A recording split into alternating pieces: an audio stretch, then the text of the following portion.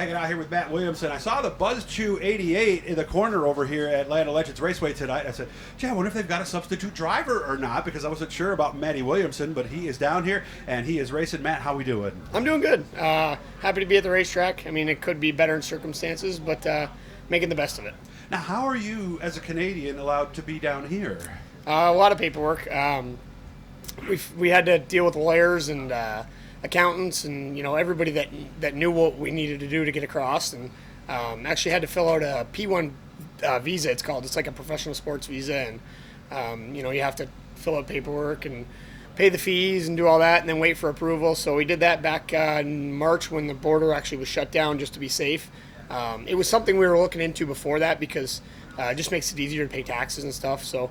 We were actually looking into it, and then when the border shut down, it was one of them things that we just put on our list and got knocked out of the park. Some people have told me it's almost like a hockey player that spends some time working in Canada, even though they might be based out of wherever. There are tax and legal issues there, right? Yeah, so last year was really the first year we made money racing, and it was a deal in itself to try and figure out how to pay taxes on everything.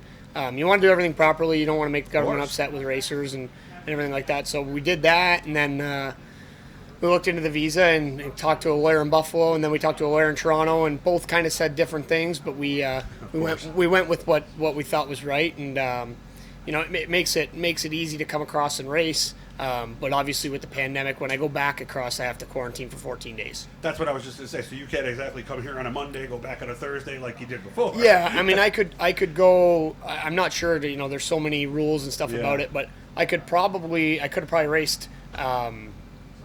Last week, Tuesday at Orange County and Wednesday at Bridgeport, went home, but I would have had to quarantine for 2 weeks. I could have probably came across before my 2 weeks was over, but I can't go anywhere in Canada. I can't go to the store. I can't go to the gas station. It's pretty serious. They're treating it pretty serious, so you want to follow the rules and do everything proper. Here tonight in Canada, we don't get here much, do you?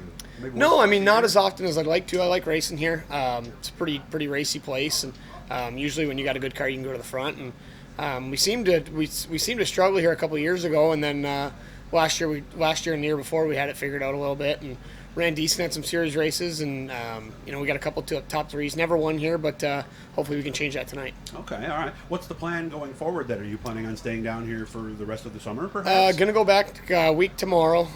We're gonna race Fonda on Wednesday. This coming Wednesday is Fonda again. This coming Wednesday in the Barrett number 3 car, we're gonna race Fonda. We're going to race Can-Am Friday, Thunder Mountain Saturday, and then we're going to go to Glen Ridge Sunday, or not Glen Ridge, Devil's Bowl.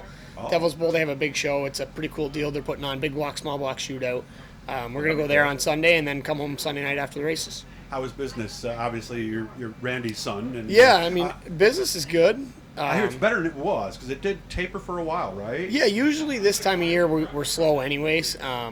We were on track to probably sell 270 cars last year, and a couple of them got canceled.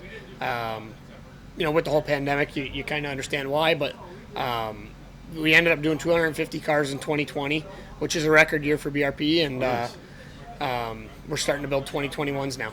Okay. All right, so we are still in production. Yeah. Okay. It's full steam ahead. A lot of people working. Full staff.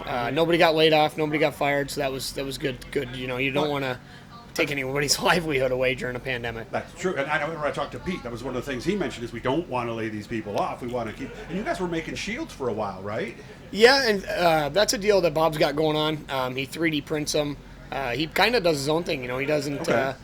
He doesn't do them with employees. Like we don't really. I didn't know that. Okay. We don't build enough of them to have a full staff working on shields. But Bob's done a really good job at trying to keep people safe with the shields, and also he's making steam cleaners and some things that you could use for like a bus line where you can it's like a portable pressure washer that uses like a disinfectant. So it's a pretty cool unit that he's got, and he's been working on that, so it's pretty cool.